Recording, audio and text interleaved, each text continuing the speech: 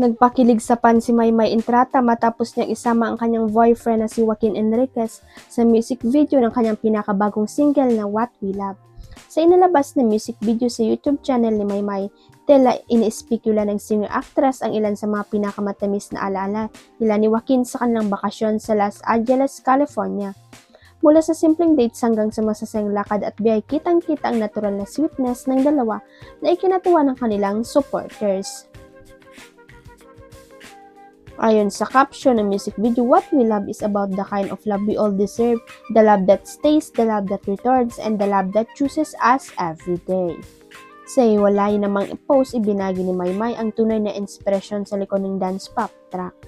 This song is for the memories that still make you smile, the moments that feel like home, and the kind of love that stays because with the right person, love is something you choose every single day.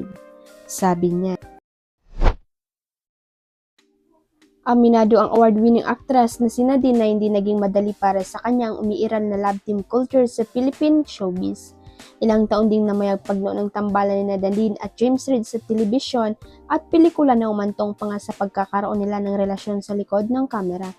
Ngunit makalipas nga ang mahaba-habang panahon, nagkahiwalay din ng Jading on and off at may kanya-kanya na ngayong solo career at love life. Sa episode 29 ng Almost Honest vlog ng actress queen na si Kylie Versosa, napag-usapan nila na din ang kultura ng love team sa mundo ng showbiz.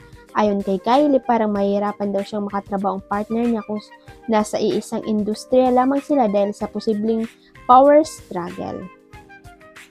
Pag-amin naman ni Nadine, it's hard because you don't know what this is anymore. Like you get to a point na where you're always together, you have this pressure na you can't be really seen with another guy. Or kahit friend mo kasi you don't wanna hurt the love team, the fans, you don't wanna disappoint people, sabi pa ng premiadong actress.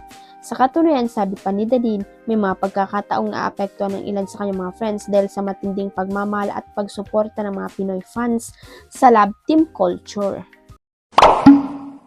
Huwag kalimutang i-click ang subscribe button at i-ring ang notification bell para sa latest at legit chika updates.